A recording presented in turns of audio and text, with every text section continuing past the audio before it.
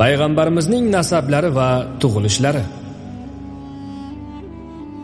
Bilmak kerakkim, ummatman degan har bir odam Payg'ambarimiz Muhammad alayhissalomni o'z ota-onasini taniganidek bilishi lozimdir.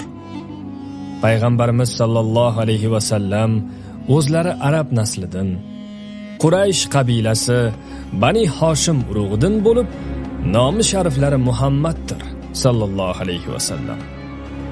Tug'ilgan joylari Arabistonda Makka shahridir.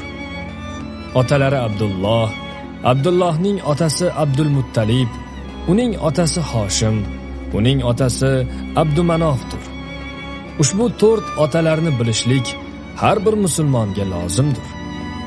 11-otalari Quraysh, 21-otalari Adnondir.